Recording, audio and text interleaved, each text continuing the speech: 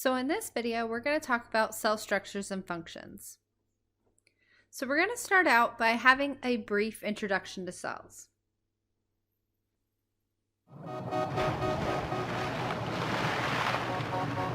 Everything that lives is made of cells, even us. Although we can't see them, trillions of cells within our body work together to give us the gift of life. These tiny units of life fascinate biologists like Boyce Rensberger. The entire human body is made out of cells or the things that cells have made, such as bone.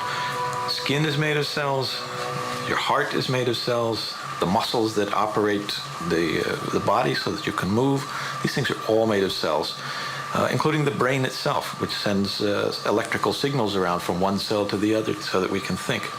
All these different kinds of cells work fundamentally the same way. When you look inside the cell, you see the same kinds of structures. Cells come in all sorts of sizes and shapes. They're so small that we need a microscope to see them. Inside of every eukaryotic cell is a microscopic factory that runs off chemical reactions. At the center, the nucleus acts as the cell's brain and controls its activities. It also holds the DNA, the instructions for life. The cell's membrane protects each cell and takes in the raw materials it needs to stay alive. Water, nutrients, and waste move into and out of the cell all the time. These materials may hitch a ride along the cell's transport network, a network made up of microtubules and intracellular membranes. The cell's transport network picks up, transports, and delivers material throughout the cell. The cell breaks down raw materials into the building blocks it needs to grow. This ability to take in vital materials allows the cell to function and perform specific tasks.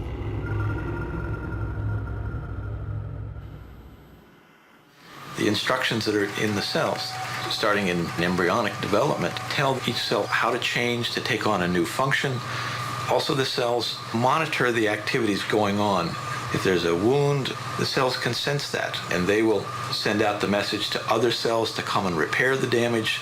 So all of this keeps the whole body on a kind of an even keel. Our cells work together in extraordinary ways. The heart, for example, is made up of muscle cells with a tendency to twitch. Separately, they twitch to their own rhythm, but together they beat as one. Millions of them work together to give us a heartbeat. These muscle cells survive as long as we do, but throughout the body, cells die and get replaced all the time. Our body produces new cells through mitosis, the process where one cell divides into two. Since we're constantly losing and replacing cells, most cells in our body are actually younger than we are.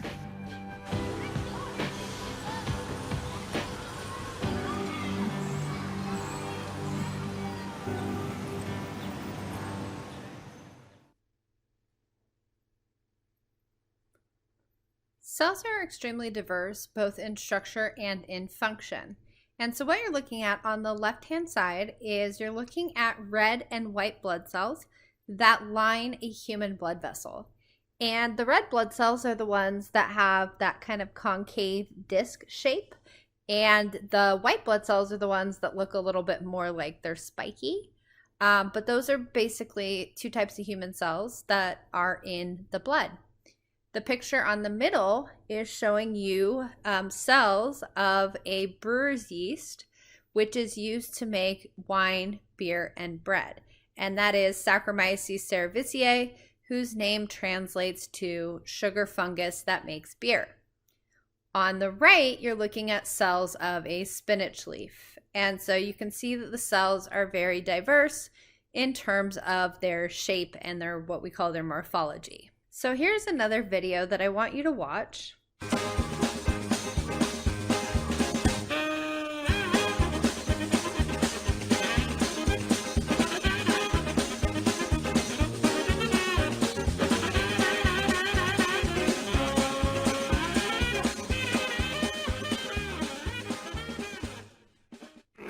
So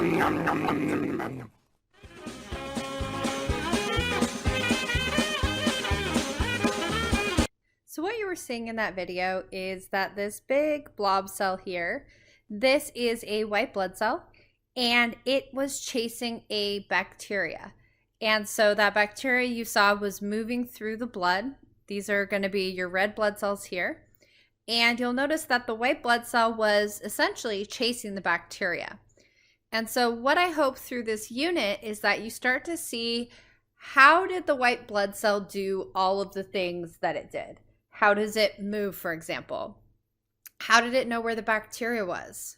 We won't talk about this in this chapter, but cells can exhibit what's called chemotaxis, meaning that they recognize a chemical and that can allow them to chase other cells, for example. And so the other thing you'll notice is that the white blood cell never engulfed the red blood cells, which tells you that the white blood cell was able to recognize something on the red blood cells as being self. And as a result, it didn't engulf the red blood cells. It specifically went after the foreign invader, and it engulfed it through a process called phagocytosis.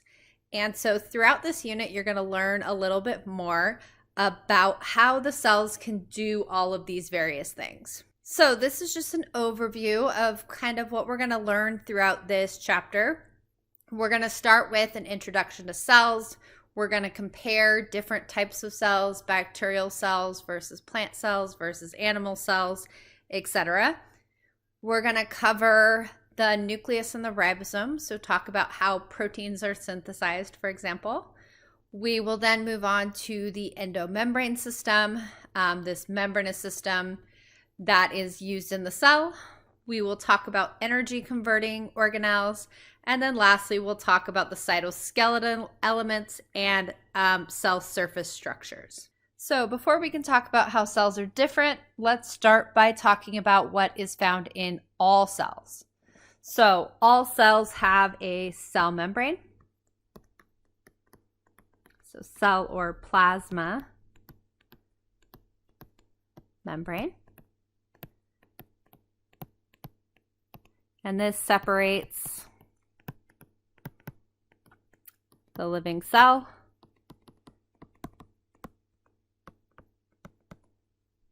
from the non-living environment. So that's the first one, the cell or the plasma membrane. Next, we have chromosomes.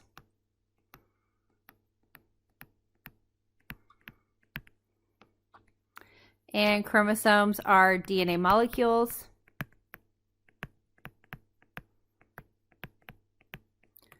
that contain the genes. And basically, genes are DNA sequences that code for some functional product, meaning they might code for protein, they might code for RNA, but they are the coding portion of the DNA. Next, we have ribosome. And the ribosome is an organelle or a structure used to synthesize proteins. So synthesize is another word for make. So this is how the cell is going to make proteins. And then lastly, we have cytosol, which is the semi-fluid substance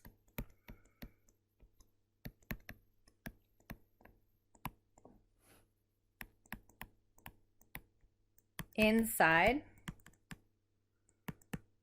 the cell membrane.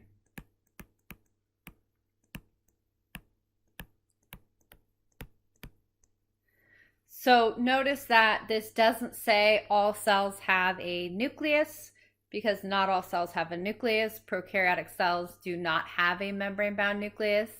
This does not say that all cells have a cell wall, because not all cells have a cell wall. Bacterial cells have a cell wall, plant cells have a cell wall, fungi have a cell walls, but Animal cells don't. And protozoans, which fall under protists, those cells also do not have a cell wall. So not all cells have a cell wall, but they all at least have a cell membrane. And that cell membrane is going to separate the living cell from the non-living environment. So this is just to give you a little bit of an idea of scale of how big certain things are. So notice that everything that's in blue, it says unaided eye.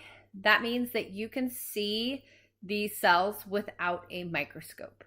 So notice that human height, for example. So if you are approximately 6 feet tall, your height would be 2 meters. So your height is fairly large. Muscle cells and some nerve cells can be relatively large, that you can actually see them without needing a microscope, because you have to think about that some of those neurons are going to span long distances. So some of those cells can be seen with the naked eye. Then we have chicken eggs, right? We can see that with our naked eye. Frog eggs, paramecium, for example. Once we start to get to human cells, most human cells, most of those cells are going to be needed to have what we call a light microscope, a compound light microscope, a similar type of microscope that we would use in a lab class. So a human egg cell, for example, is not as large as a chicken egg, and therefore you would need to use a light microscope in order to see it. Most plant and animal cells are between 10 micrometers in size and 100 micrometers in size. If we look at bacteria, many bacteria are about 1 to 2 micrometers in size. They're usually much smaller than a human cell, for example. Mitochondria, which is an organelle, is smaller than bacteria.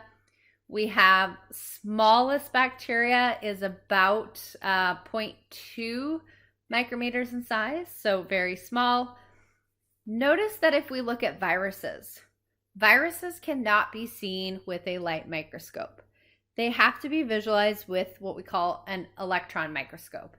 It's a very powerful, high-tech type of microscope that allows us to see viruses. Viruses are microscopic and they are very, very, very small. And so we need an electron microscope to be able to see them. If we look at our macromolecules, proteins, lipids, etc., they're smaller than viruses. And then we get down to the lowest in terms of size, things like small molecules, water, etc., and then atoms. Right? Atoms are the fundamental unit of matter. So, prokaryotic and eukaryotic. Prokaryotic comes from the Greek word for pre-nucleus, meaning before the nucleus. Eukaryotic comes from the Greek word for true nucleus. So let's compare and contrast prokaryotic cells versus eukaryotic cells. Prokaryotic cells have one or few circular chromosomes. Usually one, but there are some that have more than one chromosome, but usually not a lot. And that chromosome is not in a membrane. Again, it's not in a membrane-bound nucleus, so no nucleus. Prokaryotic cells do not have histones. Histones are a type of protein that DNA wraps around. It's what allows the DNA to pack in very tightly into the nucleus. So within prokaryotic cells, bacteria don't have histones. Archaea, which are a type of prokaryotic cell, they don't have classical histones like a eukaryotic cell does, but they do have histone-like proteins. If we compare that to eukaryotic cells, they do have histones, which again are going to be proteins that the DNA wraps around. You can think of it like the spool is the histone and the DNA is like the thread. So the thread wraps around that spool. And so just like in DNA, DNA wraps around those histone proteins. Now, interestingly, just to give you an idea of how great histones are and how well they work to condense the DNA, if you think about our cells that are microscopic, right? We can't see them without a microscope. Yet, if we were to take all of the DNA out of just one single cell and put it end to end, so line it up in a single file line, the DNA in that single microscopic cell, end to end, would be about 2 meters or 6 feet tall. So think about that. Within one microscopic cell, that DNA would span and stretch to about 2 meters long. If we were to take all of the DNA out of all of your cells, there are about 50 to 70 trillion cells in the human body. And if they were placed end to end, the chain would be approximately 90 to 135 trillion meters long. What that essentially means is that our DNA in our tiny body could stretch to the sun and back over 60 times. So anywhere between 60 and 70. So think about that. The DNA in your body could stretch to the sun and back, not just once, but 60 times. That's a lot of DNA, and that's packed in very, very tightly. So histones do a very good job of packing in that DNA. Back up to the eukaryotic. The eukaryotic cells have paired chromosomes that are in a nuclear membrane. So our chromosomes are linear. They're straight lines versus circular in prokaryotic. And when it says that our chromosomes are paired, what that means is if you think about our cells, right, we have 46 chromosomes. We get 23 from mom, we get 23 from dad. They are paired. So that's the result of sexual reproduction. So our chromosomes are paired. We have 23 pairs of linear chromosomes in a membrane-bound nucleus. In prokaryotic cells, they do not have membrane-bound organelles. So they don't have these organelles, these tiny organs that are made of a membrane. Eukaryotic cells do. They have many membrane-bound organelles, and we'll talk about some examples. We can talk about, mitochondria, chloroplasts, etc. In terms of cell walls, bacteria have cell walls made of peptidoglycan. Peptido is referring to protein, glycan is referring to sugar. So their cell wall is a mixture of sugar and protein. That is in contrast to eukaryotic cells. Eukaryotic cells have a cell wall if they have them, not all do.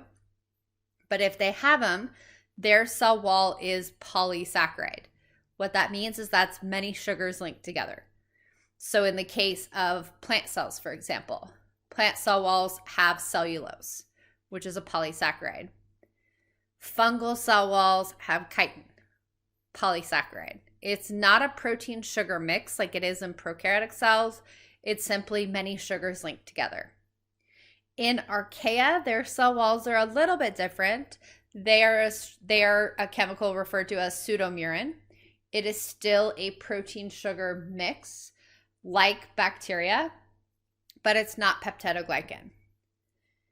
Prokaryotic cells divide by a process called binary fission. That's how they're able to divide one cell to two.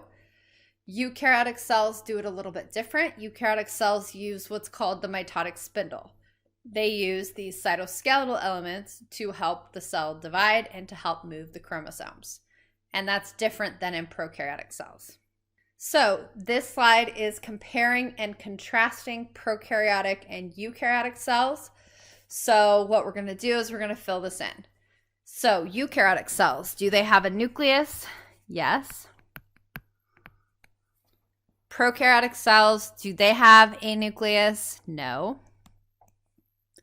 Eukaryotic cells, do they have membrane-bound organelles? Yes. Prokaryotic cells, no. Eukaryotic cells, do they have ribosomes? Yes. Prokaryotic cells, do they have ribosomes? Yes. All cells have ribosomes. So that's not a difference between them. That's actually something they have in common. Cell membranes. Do eukaryotic cells have a cell membrane? Yes. Do prokaryotic cells? Yes. All cells have a cell membrane, so that's something that's similar between them. Cell wall in some eukaryotic cells, and if so, is polysaccharide.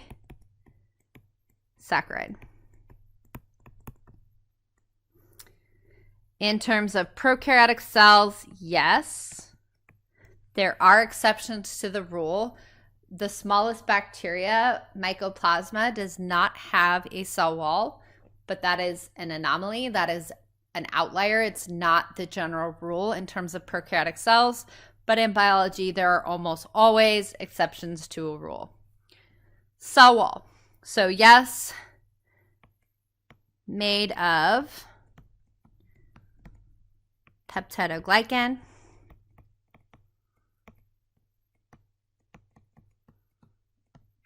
or pseudomurin.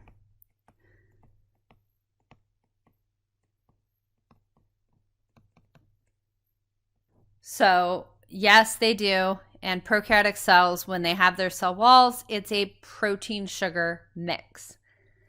Cell size. Eukaryotic cells typically are going to be larger, and prokaryotic cells are going to be smaller. And so that's just comparing and contrasting eukaryotic and prokaryotic cells. So let's look at an overview of these different types of cells before we get into the different organelles.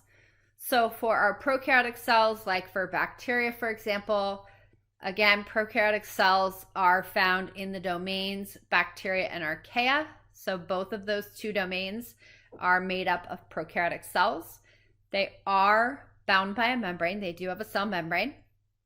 They do not have membrane-bound organelles. They do have a cell wall. If it's bacteria, again, the cell wall would be made of peptidoglycan. On the right, you can see a drawing of a type of bacteria. And what you're going to see in this is that the DNA is not within a membrane. So this purple squiggly, that's the DNA. It's in a nucleoid region. So the nucleoid region is where the DNA would be found. It's not actually contained in a membrane. So this is why we say that these cells are prokaryotic. They lack a membrane-bound nucleus. Their DNA is simply in this nucleoid region. In terms of internal, the cells have ribosomes, and the ribosomes are used to synthesize proteins because all cells have ribosomes. And if we start to work towards external structures, we have our cell membrane. And our cell or plasma membrane is going to enclose the cytoplasm. Again, it's going to separate the living cell from the non-living environment. Bacteria also have a cell wall. Cell wall produces or provides rigidity, and basically it's going to give that cell structure and strength. It's going to prevent too much water from getting in, etc. So we have our cell wall. Some bacteria, not all, but some bacteria have what we call a capsule or a slime. And that capsule or slime is a sticky coating that's found on the bacteria.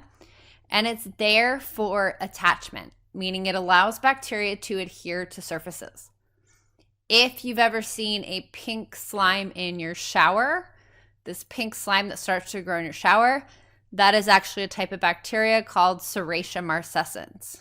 And that bacteria produces that pink or red pigment. If you've ever had that in your shower, you know that it's difficult to get rid of. You think you clean it and it comes right back because that capsule makes it sticky and it allows bacteria to stick to surfaces well. So when you're cleaning it, you're thinking you're getting all of it, but you're in fact not wiping it all away.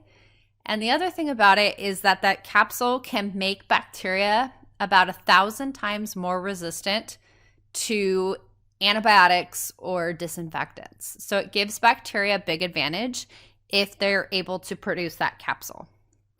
We also have a structure called a pili. The pili, in this case, they're showing lots of pili. The pili here should actually be also, these numerous ones should be called fimbriae. And the fimbriae are used for attachment, so are pili.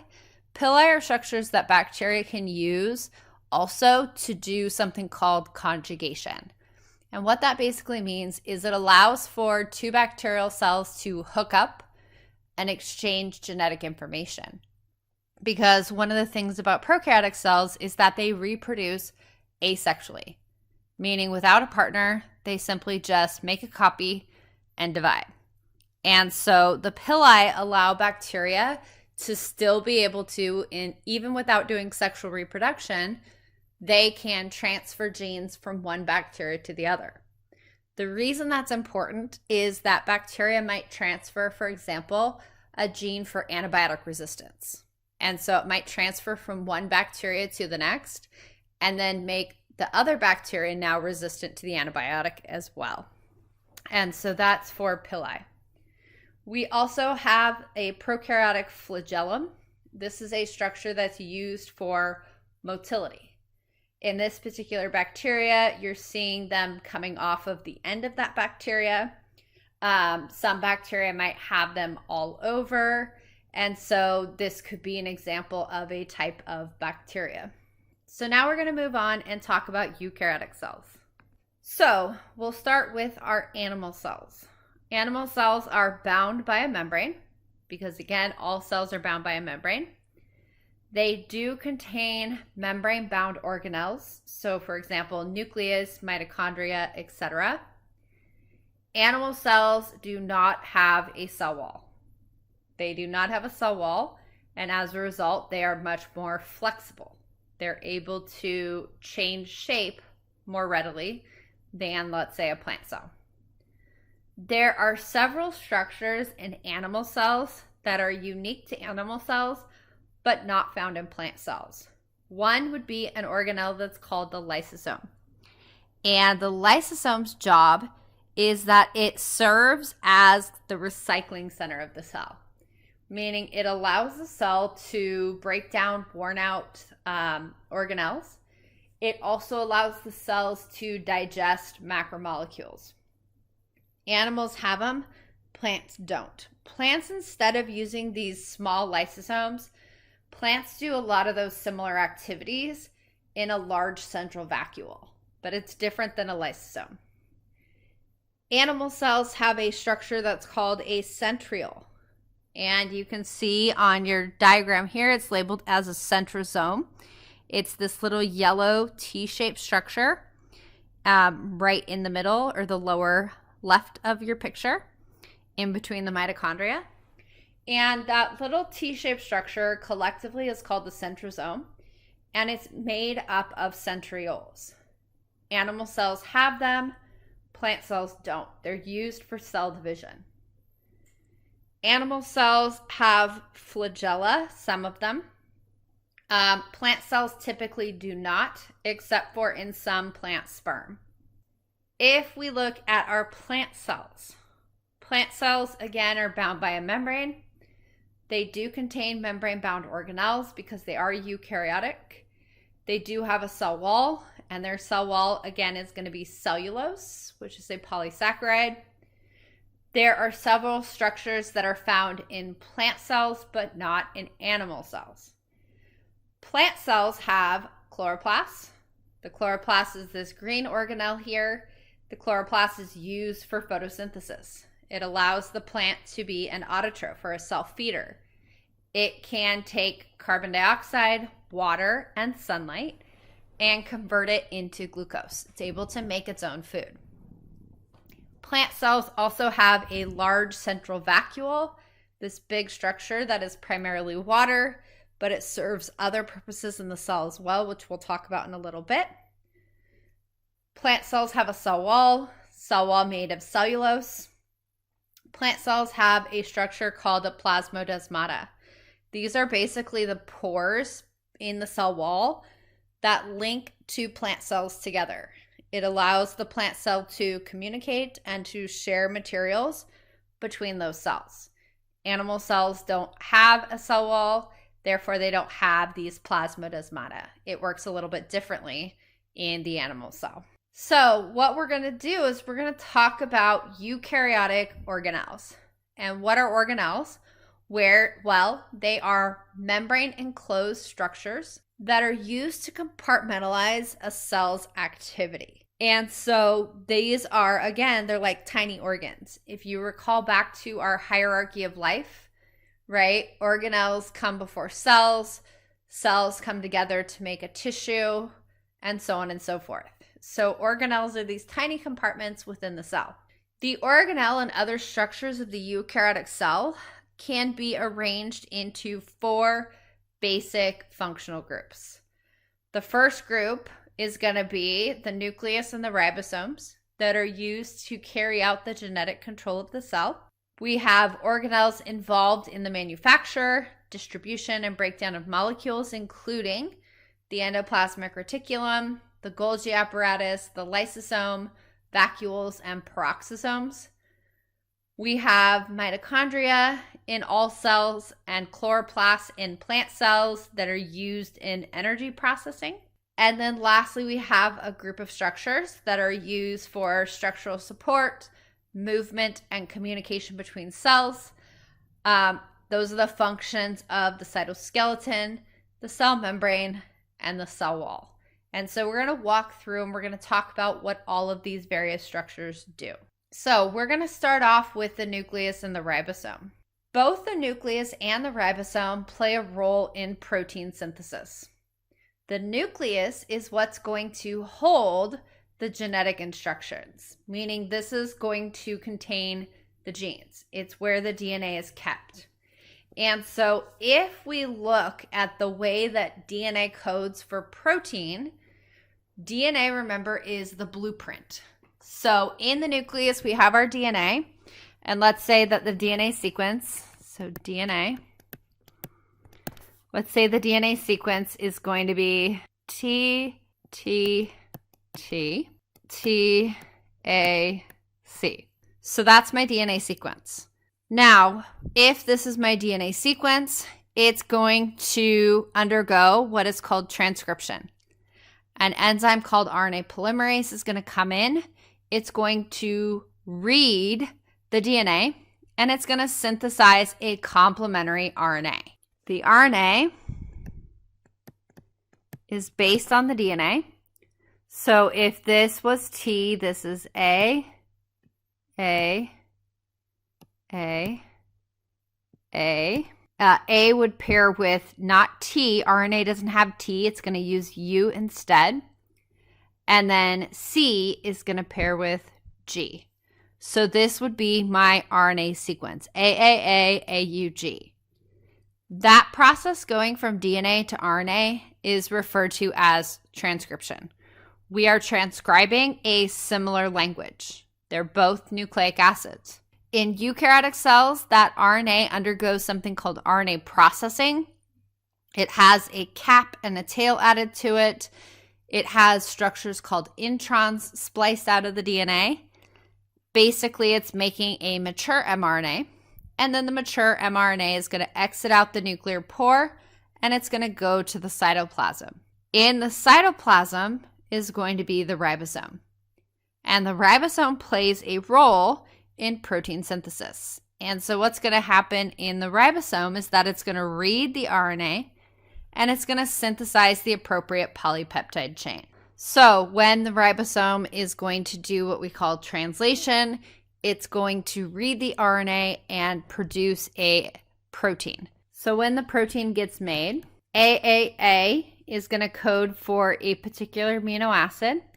And in this case, it's going to code for lysine.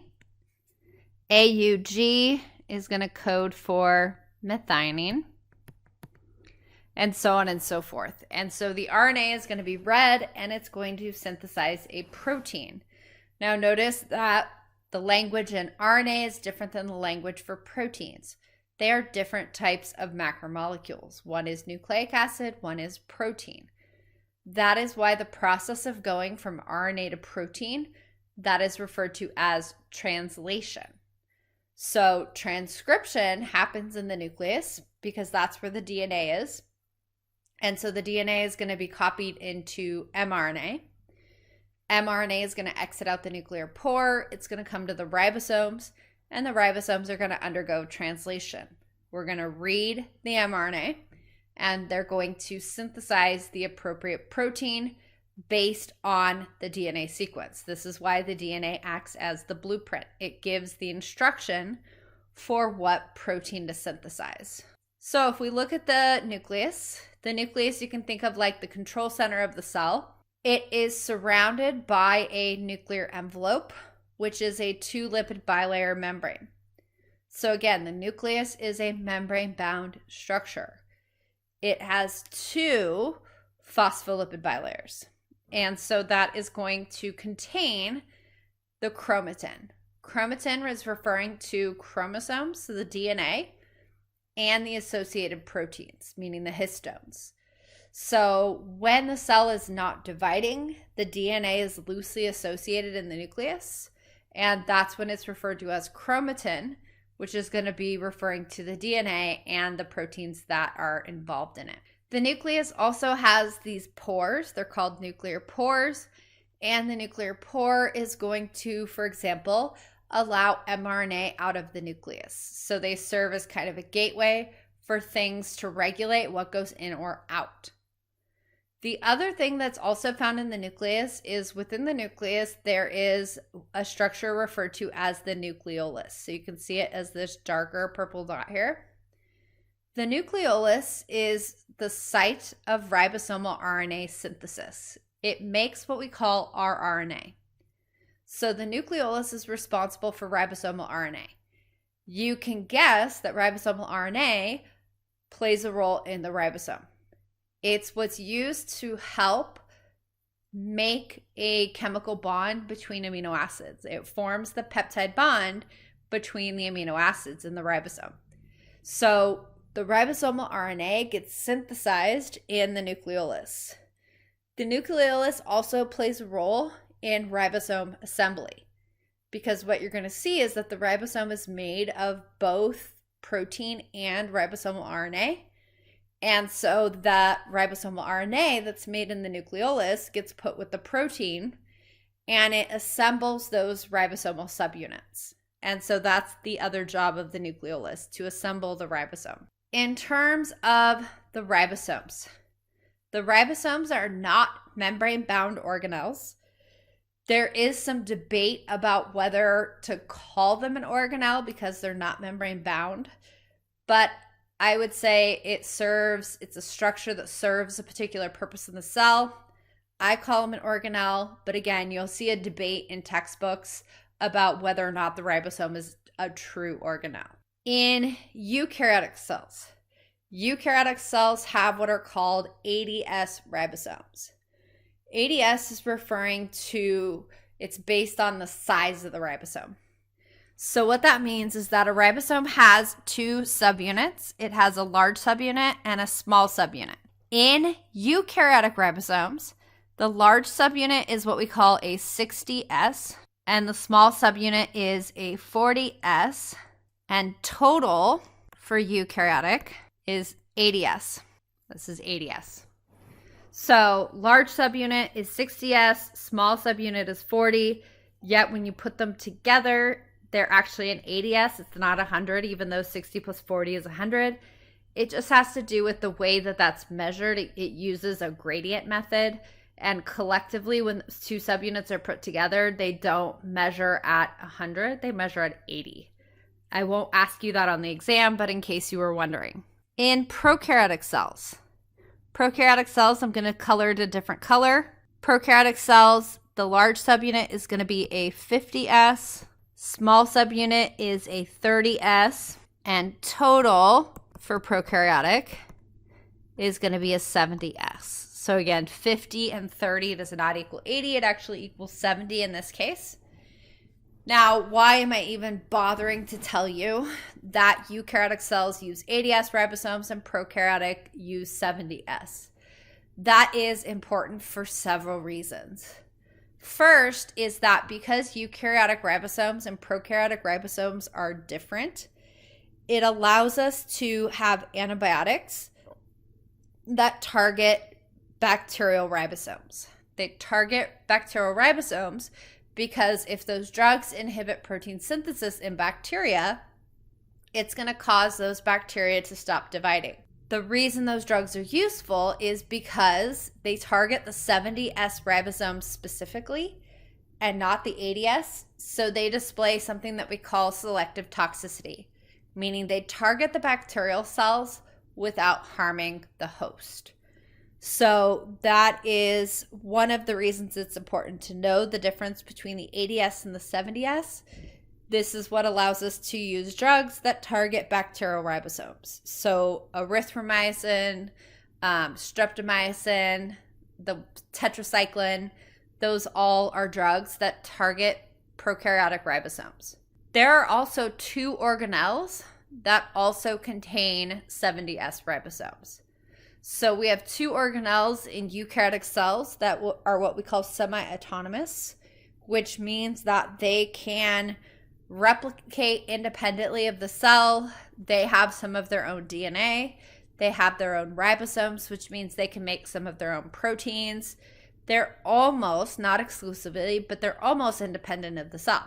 So in those 2 organelles, they have 70S ribosomes. And so interestingly, if you think about it, those 2 structures have 70S ribosomes, while the rest of the cell uses 80S ribosomes. And we're going to come back to this later when we talk about those 2 organelles. The reason that that's important is because it's believed that those 2 structures, chloroplast and mitochondria, were believed to have once been free-living prokaryotic cells. So those structures actually evolved from bacteria. In terms of the ribosomes, they are the protein factories in the cytosol. So again, they're outside of the nucleus. The proteins for the ribosomes are made outside of the nucleus. For ribosomes, cells that make more proteins have more ribosomes. The cells are incredibly dynamic. They're able to synthesize more of a particular organelle to meet demand.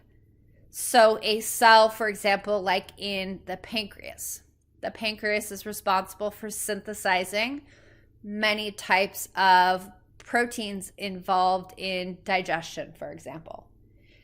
Those cells require to make a lot of protein, and therefore those cells have a more abundance of ribosomes because cells that make more proteins have more ribosomes. The ribosomes themselves, again, are composed of ribosomal RNA that's made in the nucleus, specifically in the nucleolus, combined with the proteins that are made in the cytosol. And they're assembled together, those large subunits and the small subunits are assembled in the nucleolus as well. So when we talk about ribosomes can either be free or bound. And what that means is that if we call a ribosome as being bound, it means that it's attached to this membranous structure referred to as the endoplasmic reticulum. And so the endoplasmic reticulum is this area in blue within the cell. And so this is our endoplasmic reticulum. We can also have ribosomes bound to the outside of the nuclear envelope, but that's what we refer to when we talk about a bound ribosome. They're actually bound to this membrane. There are other ribosomes in the cell that are free, and that just means that they're suspended in the cytosol and they're not bound to a membrane. And so if we look at this electron micrograph here are the free ribosomes that are not attached to the membrane. Here is the endoplasmic reticulum, and you can see these little dots along it. Those are the bound ribosomes. Now, why do we have 2 different types of ribosomes? Well, they're used to produce different types of proteins. If a protein is going to stay in the cytoplasm, it's produced by these free ribosomes. They don't need to go to this membranous structure. So basically, proteins that are made by free ribosomes are going to be proteins that are going to stay in the cytoplasm. Bound ribosomes are used to produce everything else.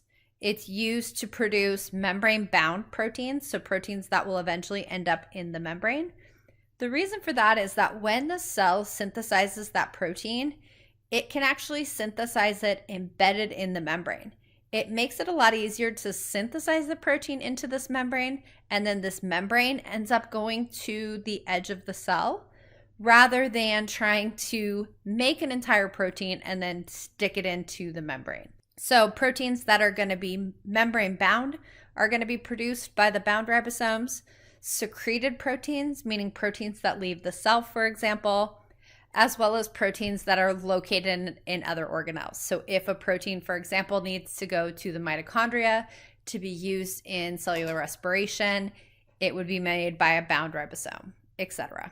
So thinking about structures in the cell, how do we kill foreign invaders, i.e. infectious bacteria, without killing our own cells? Well, many antibiotics bind to bacterial ribosomes, which are sufficiently different from ours. Again, bacterial ribosomes have ADS ribosomes.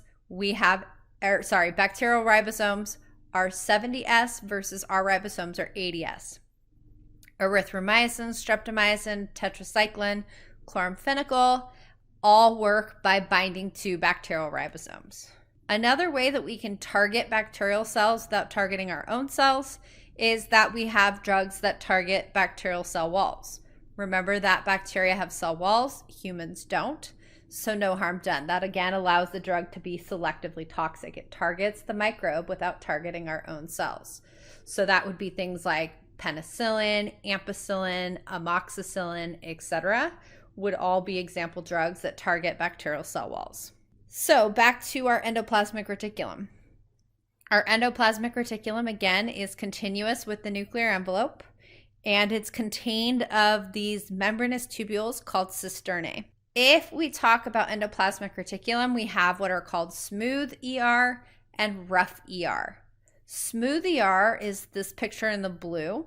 They're smooth because they don't have ribosomes attached to them. That gives them a smooth appearance. Rough ER is referred to as rough because it's studded with those ribosomes, those bound ribosomes. And so it has all these ribosomes on it, which give it a rough appearance. Smooth ER and rough ER do very different things. While we're talking about the protein production pathway, we are going to talk about the rough ER, and we will come back to the smooth ER in just a minute. So the rough ER has these ribosomes on the outside. And so what you need to kind of understand is that in fact, all ribosomes start out as free ribosomes. And so when the mRNA comes out of the nuclear pore, it's going to attach to a ribosome. So the mRNA binds to the ribosome, and then we're going to start translation. Now, as the ribosome is reading the mRNA, it's going to begin to synthesize the correct polypeptide. Now, when it does this, it's still free at this point. How does the cell know that that ribosome needs to go to the endoplasmic reticulum? Well, when that original protein is being produced, there is what's called a signal peptide. There is a sequence at the beginning of a protein that allows the ribosome to dock on the endoplasmic reticulum. Basically, it's a signal that tells the cell that that ribosome needs to go to the ER. So the bound ribosome is going to attach to the endoplasmic reticulum. And so the rough ER does a few different things. One, it's responsible for folding the protein. Proteins only function if they're in their correct conformation. And so inside of the rough ER is what we call chaperone proteins. And these chaperone proteins are used to help fold the protein into their correct conformation. So our polypeptide chain is going to be synthesized, it's going to be folded, and it's going to undergo processing. So what does processing mean? Well, that can vary depending on the type of protein. For example, this one that's shown here, this is a glycoprotein, which means that it has to have sugars added to it. Other proteins might need to be cut in very specific ways. So like insulin, for example, when it's originally synthesized is not active. It has to be cut to become activated insulin. So in this case, this protein is one that's going to be inside the endoplasmic reticulum. Now, when it's inside the endoplasmic reticulum and it's been folded and it's going to be processed, it's going to bud off in this transport vesicle. So this membrane is going to bud off and it's going to leave as a transport vesicle. Now, that transport vesicle will eventually go to the Golgi apparatus. So our steps so far in our protein production pathway: nucleus. Nucleus contains the DNA. It's the site of transcription. mRNA is going to exit out the nuclear pore. mRNA is going to come to the bound ribosome. That ribosome is going to attach to the endoplasmic reticulum. It's going to synthesize the polypeptide into the rough ER. Protein is going to undergo folding and processing, and then it's going to bud off in a transport vesicle to go to the next step. The other thing that the rough ER is responsible for is that it's responsible for the production of the membrane. This is also a membrane factory for the cell. It's able to synthesize phospholipids from precursors in the cytosol, because this membrane that's here eventually is going to end up in the cell membrane. And so the rough ER is also a site of cell membrane production. So our transport vesicle just left the rough ER. Transport vesicle is going to come along and it's going to fuse with the Golgi apparatus. And the Golgi apparatus has two sides. It has what's called the cis side, which is the receiving side, meaning that's the side closest to the ER. And it has the trans side, which is closest to the cell membrane. And so if we look at the Golgi apparatus, you can think of the Golgi apparatus as the UPS center of the cell. That's how I remember this one. It's responsible for finishing, sorting, and shipping. So packaging, sorting, and shipping. Think of what UPS does, right? If you bring them a package, they're going to package it up. They're going to sort it, meaning they're going to use the zip code to figure out where it goes. And then they're going to ship it out. And that's essentially what the Golgi apparatus does for proteins. It's made of these flattened membranous sacs. The cisternae is going to be the internal space. And so we have all these cisternae, these internal spaces within the Golgi. And the cisternae contains specific enzymes. It has enzymes to modify proteins and phospholipids. It has membrane or secreted proteins inside those vesicles, and then molecular tags such as phosphate groups may be added to identify the destination for the protein, meaning essentially it's going to mark that protein for where that protein needs to go next. That's the sorting. It's going to mark it, it's going to tag it, and it's going to identify where the cell is going to ship that protein to next. So here's a summary for the protein production pathway. So again, we start with the nucleus, and the DNA is contained within the nucleus. Nucleus is also where transcription is going to occur. So RNA polymerase is going to come in. It's going to read the DNA, and it's going to synthesize a complementary mRNA. mRNA is going to exit out the nuclear pore. So here's our nuclear pore. The yellow is the RNA. It comes out of the nuclear pore. It attaches to a ribosome. If that protein is going to be secreted, for example, that ribosome is going to attach to the endoplasmic reticulum. And it's going to synthesize the endoplasmic reticulum, or synthesize the protein into the lumen of the endoplasmic reticulum. And the protein is going to be folded and processed and then packaged off in a transport vesicle.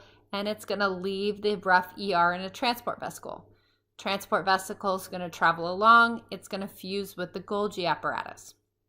Golgi apparatus, again, it's the UPS center. It's going to package, finish, sort, and ship. And so it's going to ship off that protein, which it's going to leave as a transport vesicle. Transport vesicle is going to move along. It's going to fuse with the cell membrane, and eventually the protein will be released out of the cell. And so this is a summary summarizing the protein production pathway. So, question for you. Place the following structures in the order they would be used in the production and secretion of a protein and indicate their function. So this will be part of the discussion for class on Zoom. So your options are Golgi apparatus, nucleus, plasma membrane, ribosome, transport vesicle, and rough ER. So you're going to need to put these in order and then also indicate the function of each of these. A hint is that one of these can be used more than once. That's my hint. So you need to put these in order and list their function, and then in the discussion, we will discuss the answer to this. So question, cells need large amounts of ribosomal RNA to make proteins. The ribosomal RNA is made in a specialized structure known as blank, which is found in blank. Is it red, chloroplast cytosol, yellow, ribosome cytosol, green, endoplasmic reticulum, the nucleus, blue, nuclear envelope, the nucleus, or purple, nucleolus in the nucleus? So pause your video, think about what you want to say, and when you're ready, push play. If you said purple, you are correct. The nucleolus and the nucleus. So the ribosomal RNA is synthesized in the nucleolus, and the nucleolus is within the nucleus. And again, this is where the ribosome will also be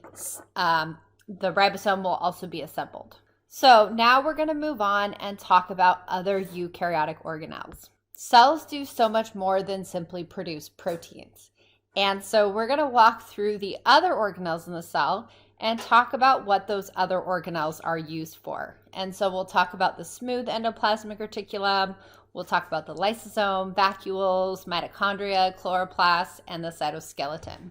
So the smooth ER is rich in metabolic enzymes, and there are a large proportion of smooth ER in specialized cells. So the cells in your body that are going to have a lot of smooth ER, one place would be in the gonadal tissue.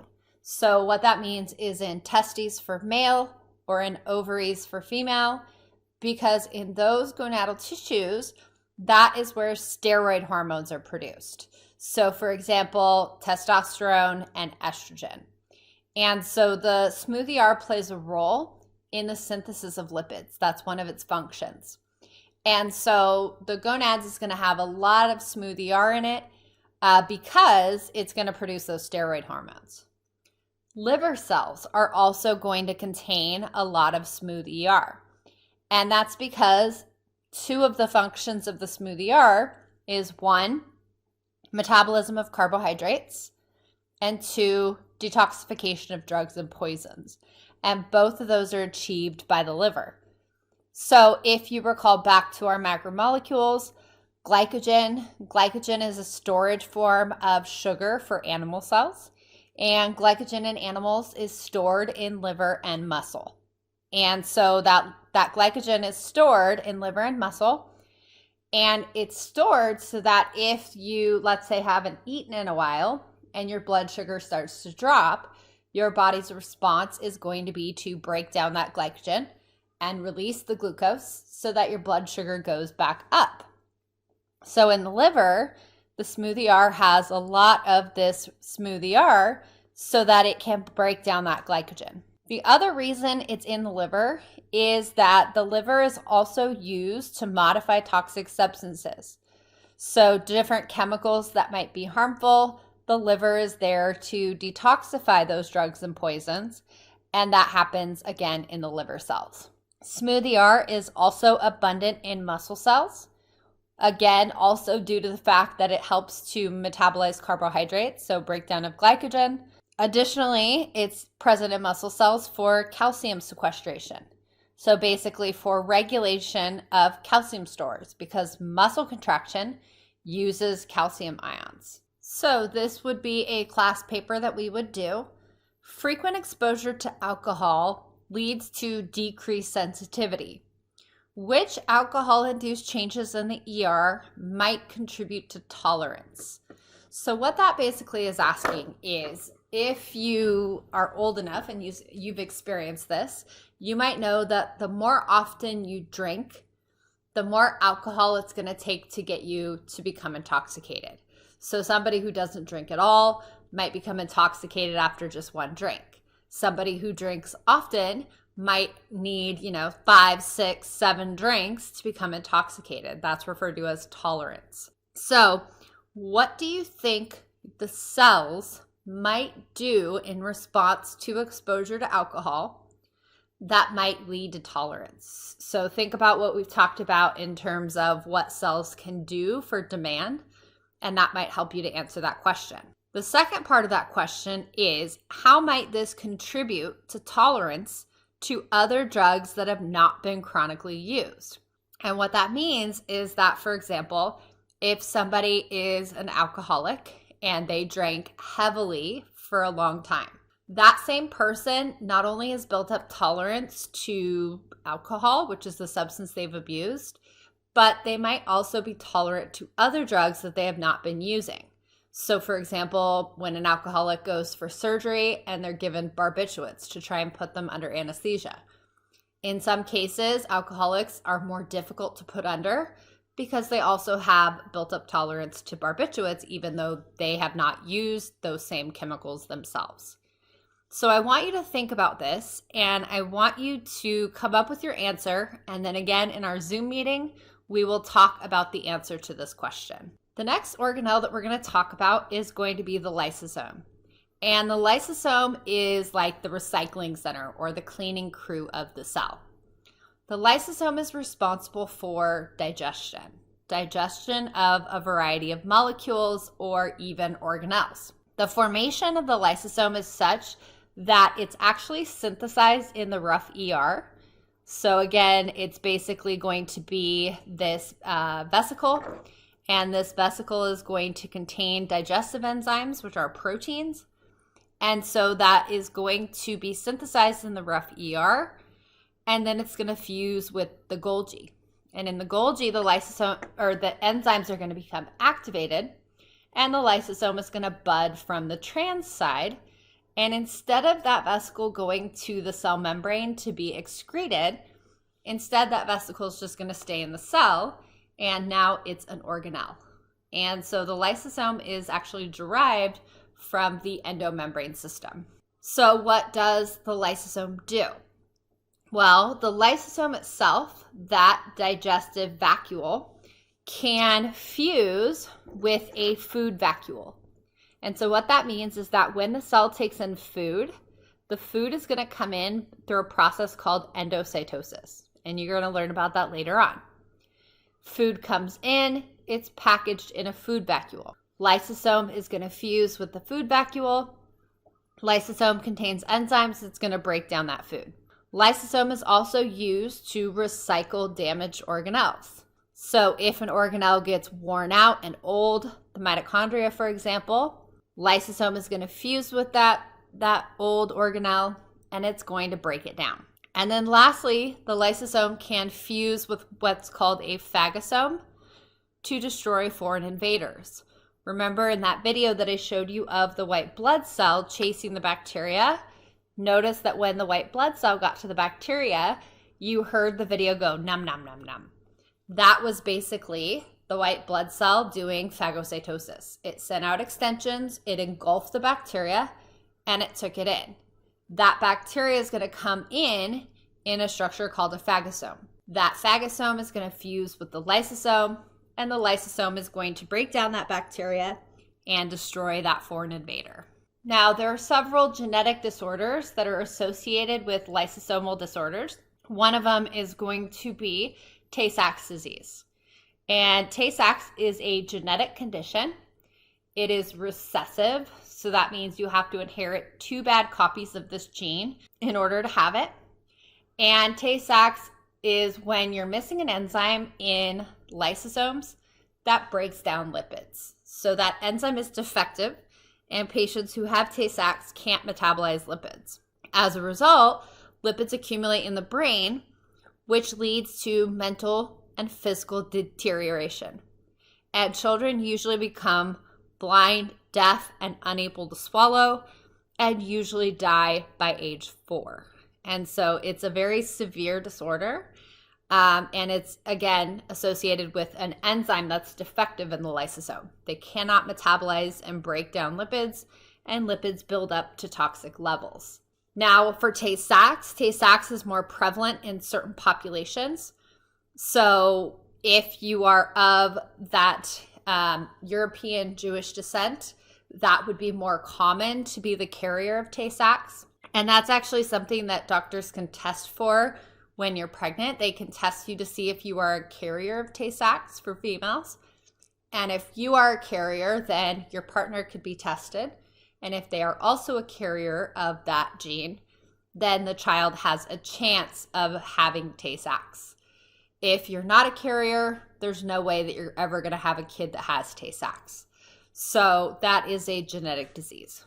There's another one that's called Niemann-Pick disease. It also causes a lipid accumulation. So again, it's also a problem with the lysosome, but in the spleen, the liver, the lungs, the bone marrow, and the brain. And so this would just be an example of a disease that is associated with problems with the lysosome. Next, we have our central vacuole. And our central vacuole is made up of primarily water, but you can see that it occupies a large portion of the space inside the plant cell. And the function of the vacuole is that it's used to store organic nutrients such as proteins in seeds. It also contributes to plant growth by absorbing water and causing the cell to expand. Because you'll see in the next chapter that we have what's called turgor pressure. When water goes in, it causes the cell to expand, which is what allows the plant to stand upright. In flower petals, the central vacuole will contain pigments to attract pollinating insects, because different insects are attracted to different color flower petals. And so that pigment is used to help attract pollinators. And it may contain poison to protect against plant-eating animals, so to deter animals from eating it. Now, just a reminder, the central vacuole is a plant-specific organelle, whereas the lysosome is an animal-specific organelle. So these are exclusive to one cell type or the other. They're not found in both. Next, we're going to move on and talk about mitochondria and chloroplasts. Mitochondria are going to be the power plant of the cell. This is responsible for energy. It is the site of cellular respiration, which is basically going to be to extract energy from organic molecules. So this is how your cells are going to break down the food that you eat, and they're going to use that glucose and break it down and produce ATP. ATP is cellular energy. And so this is where the bulk of ATP gets produced in eukaryotic cells. Mitochondria are found in all eukaryotic cells. There are a few exceptions to that. There are a few cell types that do not contain mitochondria, but that is very unique. Otherwise, we can say as a general rule, mitochondria are found in eukaryotic cells. They are semi-autonomous. What that means is they can replicate independently of the cell dividing. They're not part of the endomembrane system. They do contain their own DNA and their own ribosomes, which means that, again, they can make some of their own proteins. They can grow and reproduce within the cell, again, independently of what the cell is doing. And so that's why we say that they're semi-autonomous. In terms of mitochondria having their own DNA, for a long time, the conventional thought was that only the mom contributed mitochondria. However, there has now been more recent evidence that suggests that, in fact, fathers do contribute some mitochondria to the offspring. It's not only the females. But usually if a child inherits a defect in their mitochondria, it affects the way that they produce ATP for energy. There can be few or many in the cell, and again, that is dependent on the cell's level of metabolic activity. The more metabolically active the cell is, the more mitochondria they're going to have. So this is showing you the structure of the mitochondria, because this is going to be important when we start to learn about cellular respiration. So mitochondria has a 2-lipid bilayer membrane. It has a smooth outer membrane, so that's here, this outer membrane, and an extensively infolded inner membrane that's referred to as the cristae. And remember that I talked about that structure and function are related. And so the reason that the inner membrane has these extensive infoldings is that it increases surface area to put more proteins in that membrane to maximize ATP production. And so that's why it has this particular structure where it has this increase in surface area. As a result of this two membrane system, it ends up creating two compartments within the mitochondria. And the first part is going to be the intermembrane space. And this is going to be the space between the outer membrane and the inner membrane. And so that is called the intermembrane space. The space inside the inner membrane is referred to as the matrix. And so this is an overall overview of the structure of mitochondria. So next, we're going to look at the chloroplast. And the chloroplast is an organelle found in plants and algae, and it is the site of photosynthesis. Photosynthesis is the process of converting solar energy into chemical energy, meaning that the plant is able to harness the energy in the sunlight and convert it into chemical energy in the form of glucose. And then that plant can utilize that glucose in their mitochondria and use that glucose to make ATP for energy.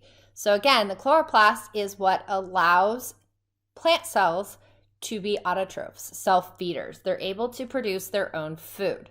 Remember that the chloroplast is found in plant cells and not animal cells. And so this is why for animals, we have to consume our food. Just like the mitochondria, the chloroplast is a semi-autonomous organelle. Again, it's not part of the endomembrane system. They contain their own DNA and their own ribosomes, so they can make some of their own proteins, and they grow and reproduce within the cell independent of the cell. So it doesn't have to wait for the cell to divide in order for the organelle to divide. They are semi-autonomous. So if we look at the structure of the chloroplast, it is surrounded by two lipid bilayer membranes, an inner and an outer membrane, and it has a third set of membranes inside that are what are called the thylakoid membranes.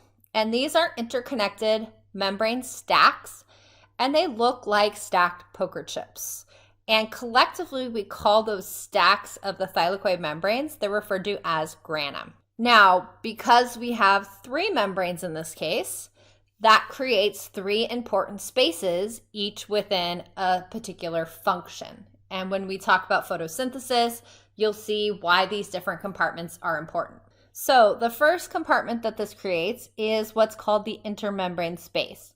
So again, it's the space between the inner and the outer membrane. So it's that space in between. The space inside the inner membrane, but outside of the thylakoids, is what we call the stroma. So the stroma is the space inside the inner membrane, but outside of the thylakoids. The space inside of the thylakoid membranes is referred to as the thylakoid space. So that's the innermost part of the chloroplast. Now, it is believed that both mitochondria and chloroplast were formerly small prokaryotes that began living within larger cells. And that theory is referred to as the endosymbiotic theory. So the endosymbiotic theory is, again, that in essence, these mitochondria were once a free-living prokaryote. And that was engulfed in an early cell early on. And that prokaryote lived within the cell because it gave both cells an advantage.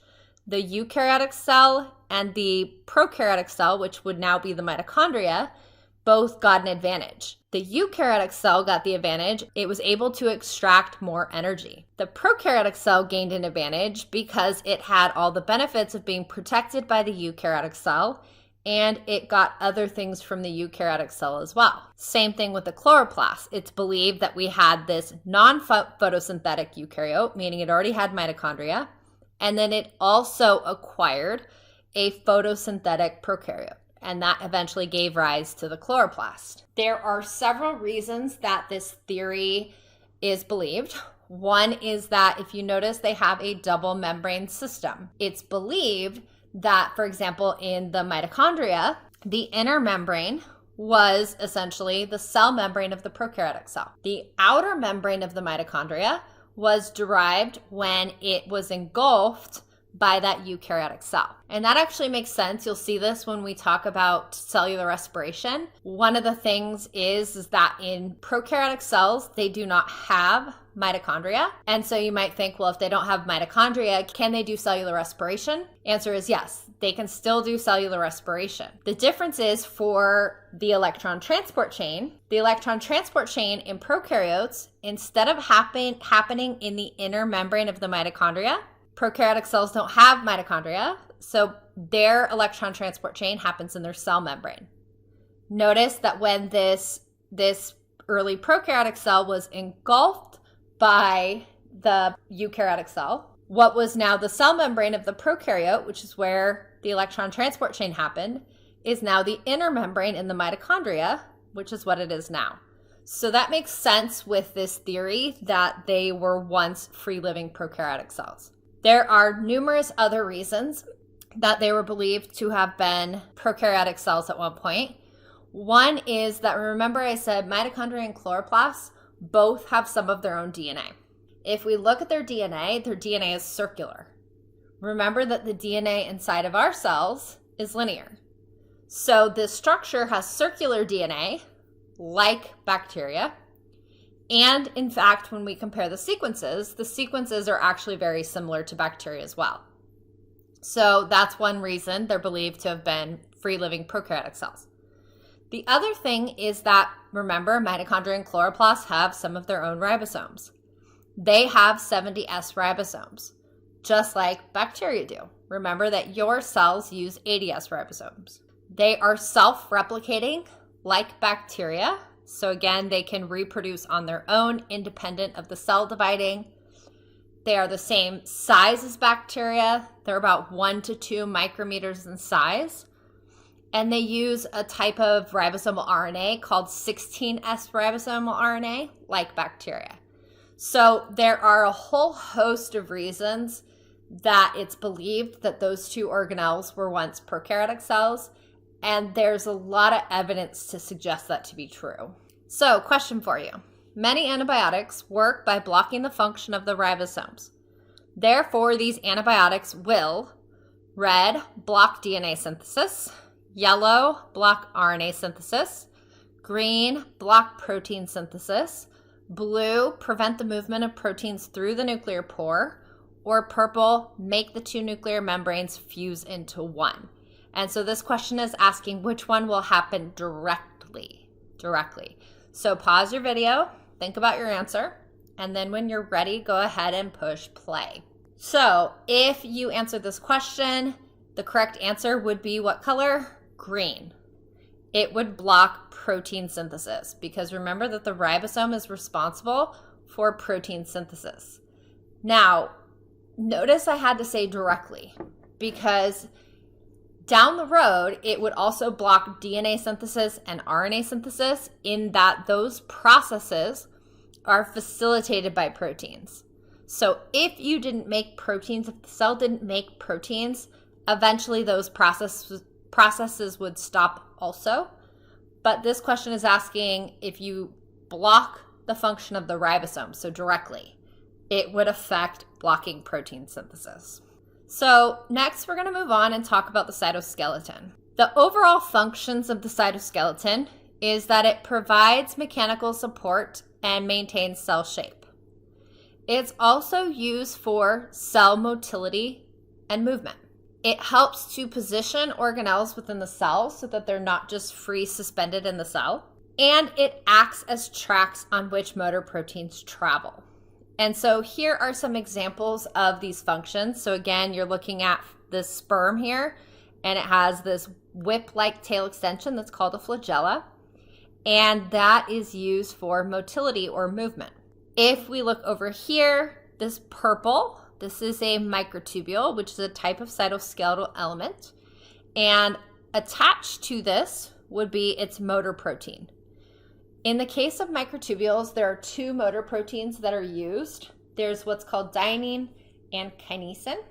And these motor proteins help dictate which direction transport occurs, meaning will it go more towards the inside of the cell, or is it going to go towards the external, towards the edge of the cell?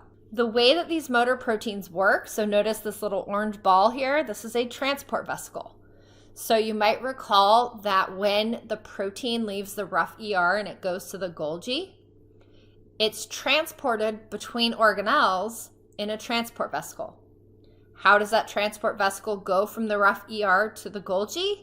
Well, that transport vesicle is going to bind to this motor protein, and this motor protein has these little feet, and they walk along the microtubule. They use the power of ATP, and they walk along the microtubule, and they take it to the next part in the cell. So from the rough ER to the Golgi, for example.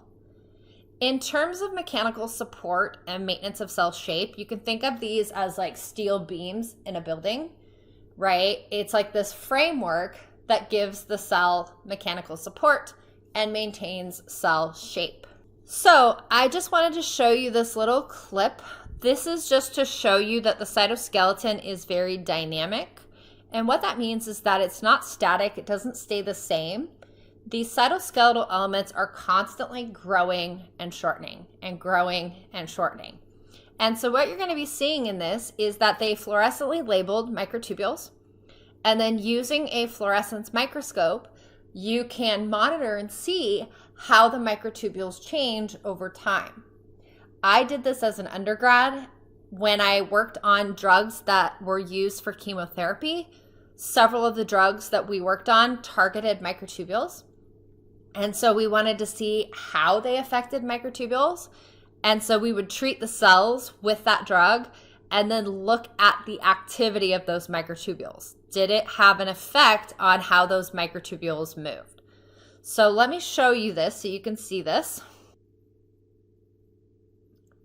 And so you can see these microtubules growing and shortening. So let me play it again for you. So they are very dynamic and they're constantly changing. And this is used for a variety of purposes. It's used for movement or motility, which you'll see in a little bit. It's used to transport things within the cell. But the take home from this video is just to show you that in fact, the cytoskeleton is very dynamic. While you think of it as being steel beams, what you have to realize is steel beams are the same. These are constantly changing. So there are three main types of cytoskeletal elements. We have our microtubules. Our microtubules are the largest of our cytoskeletal elements, and they are arranged. They are these tubulin proteins arranged in a circle, like a tube. So they are these alternating alpha and beta tubulins arranged in alternating order, and they create these hollow tubes. If we look at fluorescently labeled microtubules, you can see these green. Those are the microtubules. The blue is the nucleus. And so you can see that these microtubules are all throughout the cell. If we look at the intermediate filaments, they are intermediate in size, so they are the middle in terms of their diameter. And these are these fibrinous proteins that are coiled together. So they are these coils. If we look at the intermediate filaments, again, you can see them throughout the cell. They're heavily concentrated around the nucleus as well. And lastly, we have our microfilaments, which we also refer to as actin. And our microfilaments are made of these twisted actin proteins. This has the smallest diameter of the three cytoskeletal elements. And again, it's kind of distributed all throughout the cell. And we're going to talk about what are the functions of each type. So first one, we'll go from smallest to largest. Microfilaments or actin, the structure again is that they are a twisted double chain of actin subunits. And the functions of actin, first, cell shape for structural support. That's true actually for all of our cytoskeletal elements. Actin is also used for muscle contraction. It works with its motor protein myosin to help muscles contract. Actin is used in a cleavage furrow for cell division. So when an animal cell divides, you're going to see that it's going to form a cleavage furrow and it's going to pinch off to divide the cell into two. And that cleavage furrow is because of actin. And then we have what's called amoeboid movement. And that is cell movement and capture of prey by forming rapidly in the direction of movement and decomposing rapidly at the other end. So basically, the actin filaments being dynamic, that is going to play a role in movement because it needs to change constantly in order for the cell to move. You saw an example of this when we saw the video of the white blood cell chasing the bacteria. The reason that the white blood cell was able to do that crawling motion is because of this amoeboid movement because of actin filaments. The actin, those are contractile, they contract, and that pushes the cytoplasm and it causes the cell to move forward. So here are some examples of our microfilaments. So again, we have the pseudopodia, these extensions that they send out, the submacrophage, and this macrophage is sending out this extension and it's going to engulf this bacteria. This other example, this one we already saw, the white blood cell chasing the bacteria, that crawling, that amoeboid movement is due to microfilaments. And then lastly, we have our cytoplasmic streaming. And so what you can see is you can see that the chloroplasts are moving within the cell. And that is again due to actin causing the cytoplasm to move around. And so this would be our actin filaments. Next, we have the intermediate filaments. The structure is that the diameter is intermediate to microfilaments and microtubules, twisted chain, and the function of the intermediate filaments is that they're used for maintenance of cell shape and stabilization of the position of the nucleus and other organelles within the cell. So they form this kind of mesh around the nucleus, which helps to keep the nucleus in its position. So again, it's to keep the organelles from just free floating within the cell. And then lastly, we have our microtubules. And the structure of the microtubule is, again, it's a hollow cylindrical rod made of tubulin dimers.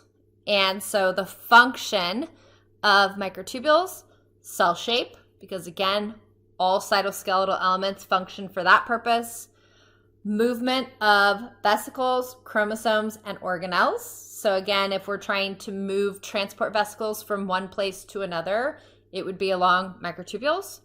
Notice chromosomes.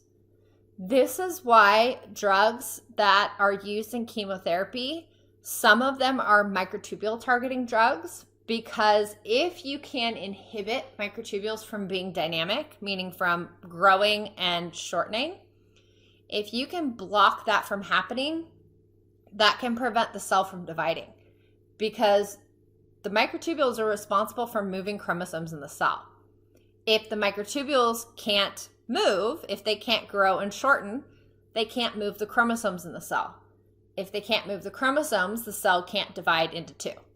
So this is why certain drugs like Taxol, for example, those are drugs that target microtubules. And these were the types of drugs that I studied, and I would actually watch videos of these fluorescently labeled microtubules to see how the drug affected the dynamics of those microtubules. Microtubules are also used for motility or mobility, basically for movement. And that's because cilia and flagella are motility structures, and they are made of microtubules. So again, this is just showing you that these motor proteins, the dynein or kinesin, they will walk along the microtubule. So basically the microtubules act as these tracks, and the motor protein walks along and it moves the transport vesicle within the cell. Now, cilia and flagella both consist of microtubules, and they are made of the protein, again, tubulin. So microfilaments are made of actin.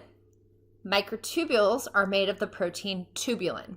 Microtubules are arranged as 9 pairs in a ring, plus 2 microtubules in the center, what we call a 9+2 array. So you'll notice that we have these doublet microtubules, they're side by side. There are 9 pairs and 2 central microtubules. And this allows the flagella to move in a wave-like manner.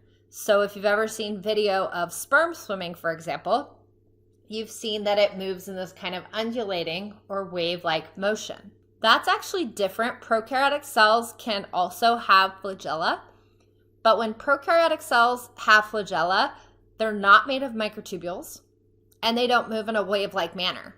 In prokaryotic cells, they spin in a circular motion, but that's different. We're talking here about eukaryotic cells. Eukaryotic cells, they use microtubules, and it has these doublet microtubules, these two microtubules side by side, and in between them we have motor proteins, and those motor proteins cause contractions, so it causes those microtubules to slide against one another, and that's what causes that wave-like motion. If we look at cilia, cilia extends from the cell in great numbers, meaning that they're generally covering the surface of the cell, and they serve to move the cell or to move material around the cell. So they're used for motility or to move things around the cell. Cilia are present in the nose to detect smells. Cilia are also present in the lungs to sweep the lungs clean of whatever foreign material the body has inhaled. And so this is why smokers, somebody who smokes cigarettes, for example, when you smoke cigarettes, that damages the cilia that line the respiratory tract. And what ends up happening is when that cilia is not working properly, it's not able to move things out of the lungs appropriately. And as a result, people will end up with what they call a smoker's cough.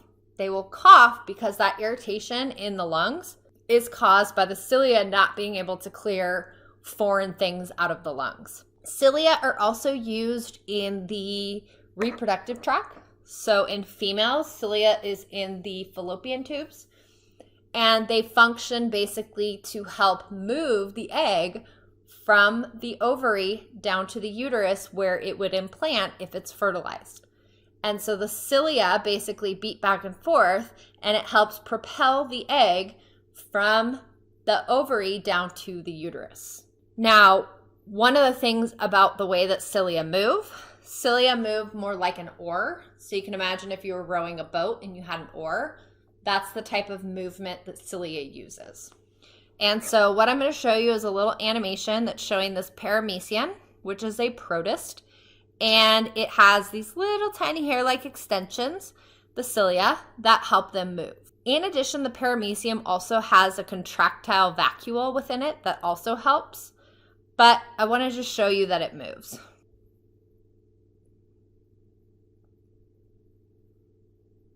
So if you look very closely, you can see these little teeny tiny hairs. And they're beating back and forth to help the paramecium move.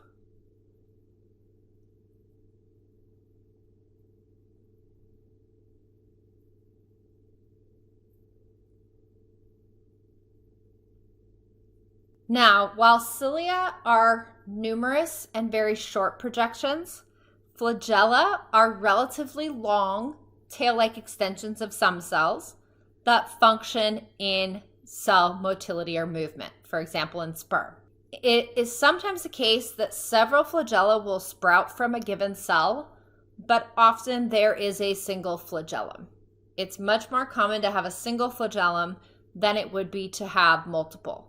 Prokaryotic cells have, again, a different structure in terms of their flagella, and as a result are more likely to have multiple flagella, but typically in eukaryotic, you're going to see one single flagellum. It's not usually multiple. The top picture is just showing that flagellum in sperm. The bottom is a little video that I wanted to show you that just shows you that the tail, that flagellum, actually has some of its own energy stored in it. It has some of its own ATP stored. And what you're seeing is they're actually severing the tail or the flagellum of the sperm. And you'll notice that even when it's detached from the head of the sperm, it still continues to move for some of the time because it has some of its own energy.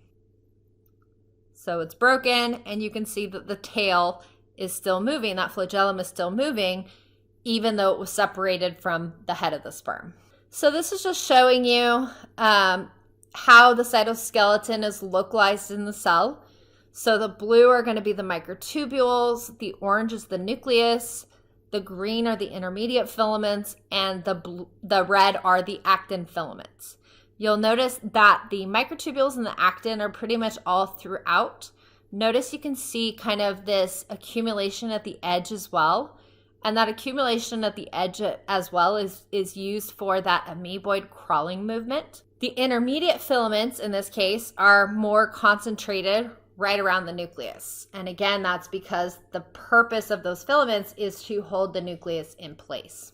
So question for you. Suppose that a cell could be seen to lack intermediate filaments. Which of the following would be the most likely effect of this condition? Red, an inability to get energy out of food. Yellow, an inability to manufacture proteins. Green, a tendency for the nucleus and organelles in the cell to drift around inside the cell. Blue, an inability of the skeletal muscles to contract. Or purple, an inability to move proteins from one part of the cell to another. So pause the video, think of your answer, and then when you're ready, push play.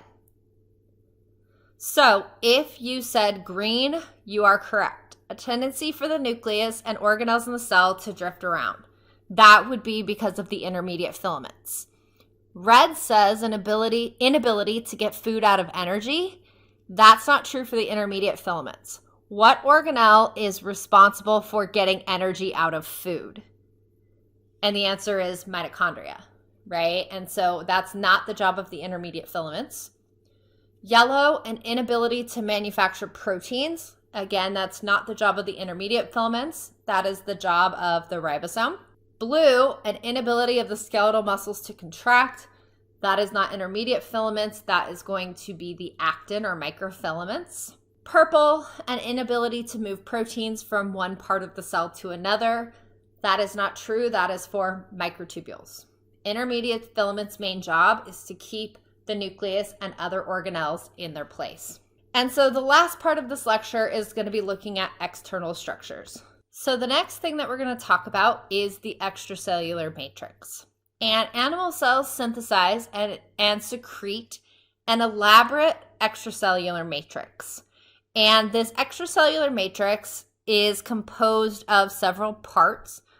Their functions are that they bind tissues and cells together. They're used to support the plasma membrane, and it allows communication with the cytoskeleton. The extracellular matrix may attach to the cells through other glycoproteins that have been bound to the membrane proteins that are called integrins. And so you can see here, these are these integrin proteins, these proteins that span the membrane.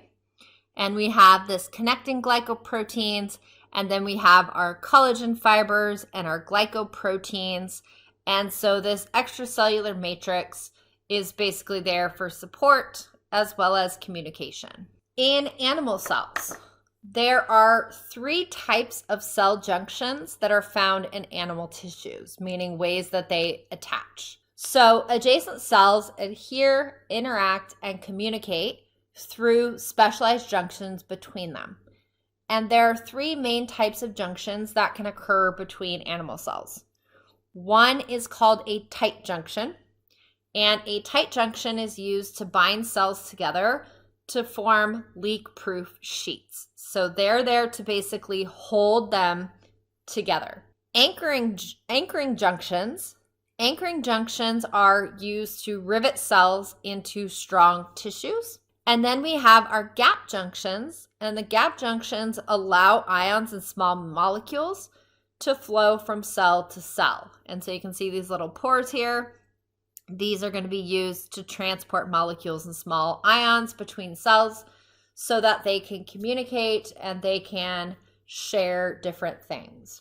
Now, in terms of the cell wall gives the plant strength and helps regulate the intake and retention of water. In plants, it's composed largely of cellulose. Bacteria, archaea, some protists, and fungi have cell walls as well. Animal cells don't. Why is that? Well, animal cells do not have a cell wall because the presence of a cell wall generally makes for a rather rigid, inflexible organism. Animals need to be able to move, both to catch and avoid being prey, which means that they need to be flexible. And so animal cells lack the cell walls that many other cell types do have. When we look about how plant cells connect, plant cells have cell junctions that are called plasmodesmata. And again, this is unique to plant cells. Animal cells don't use plasmodesmata. Instead, they use different types of cell junctions. And so our plasmodesmata allows plant tissue to share water, nourishments, and chemical messages. And so notice that it's basically this pore between the cell wall that allows things to flow from one cell to another. When we saw the video of the cytoplasmic streaming, where the chloroplasts were moving in that circular motion, that was due to what we call cytoplasmic streaming, which is that there's a flow of liquid between adjacent cells, and that causes that movement that then leads to that cytoplasmic streaming. So this is just a summary of the general categories that we can break our organelles down into. So the first category is going to be our genetic control, and we have our nucleus and our ribosomes. I'm not going to review the functions, what they do. You can go back and review this on your own. But I just wanted to put this here as a summary slide for you to kind of see in a summary format what these various organelles do. We have other organelles that are involved in the manufacturing, distribution, and breakdown. So we have our rough ER, our smooth ER, our Golgi, our lysosome, our vacuoles, and peroxisomes, which we didn't talk about. Our next category is our energy processing. That's going to happen in mitochondria and chloroplast. And so those would be involved in energy processing. And then the last category would be our structural support, movement, and communication. So that includes our cytoskeletal elements. It includes the cell membrane, which is going to be our next topic. It includes the extracellular matrix, cell junctions, cell walls, and plants, etc. So I have a video just summarizing all the structures in an animal cell for you to see it all together. And so this hopefully will summarize everything that you've seen. Even if you're just studying, a lot of work is going on in your cells. Let's zoom down and check it out. We've arrived in the space between two cells. A sticky coat called the extracellular matrix holds the cells together. Each cell is surrounded by a flexible plasma membrane with an incredible number of projections, docking stations, and channels. Let's dive into one of these channels to enter a cell. Whoa, look at this place. These girders and cables make up the cytoskeleton, the structural framework of the cell. They also serve as tracks for transporting cargo from one place to another. All this activity in the cell requires energy in the form of ATP molecules, which are made here in the mitochondrion. Notice the outer membrane and the inner membrane with its numerous infoldings. Many of the molecules involved in making ATP are built into the inner membrane. All those folds increase the inner surface area, enabling more ATP to be made. Moving towards the nucleus, we pass by layers of internal membranes. The nucleus is enclosed by a double membrane called the nuclear envelope. Let's enter the nucleus through a pore. The nucleus houses the genetic material of the cell, DNA, which carries the blueprints for making the cell's proteins. Almost 2 meters of DNA is crammed inside the nucleus. How does it all fit? The DNA is wrapped around proteins like thread wrapped around spools. Look, this section of the DNA has unwound, and a different protein has attached to the DNA. DNA is being used as a template to make mRNA. mRNA molecules travel from the nucleus to the cytoplasm, carrying the instructions for making specific proteins. In the cytoplasm, a ribosome clamps onto a strand of mRNA. The ribosome ratchets along the mRNA, building a new protein. Some proteins stay in the cytoplasm. Others, like this one, are processed in special compartments within the cell. Protein processing and certain other metabolic activities occur in the endomembrane system, the cell's network of internal membranes. The endoplasmic reticulum, or ER, is part of the endomembrane system. There are two types of ER, rough and smooth. Rough ER is covered with ribosomes. Smooth ER lacks ribosomes. Lipids are made in the smooth ER. Let's go inside the rough ER. Note that you can still see the ribosome on the outside surface. The ribosome is manufacturing a new protein, which continues to grow inside the ER. Completed proteins move to the edge of the rough ER and depart in a vesicle that buds off from the ER membrane. Some vesicles fuse with the Golgi apparatus, another component of the endomembrane system. In the Golgi, proteins undergo further processing. Finished proteins are then packaged in vesicles that pinch off from the Golgi and are transported along cytoskeleton tracks. Some vesicles bind with the plasma membrane, secreting their contents outside the cell. Other vesicles, called lysosomes, contain digestive enzymes. Here, a lysosome fuses with a worn-out mitochondrion and breaks it down. Each of the trillions of cells in your body is a dynamo of activity, requiring millions of ATPs every minute. But most people are unaware of all this activity in their cells.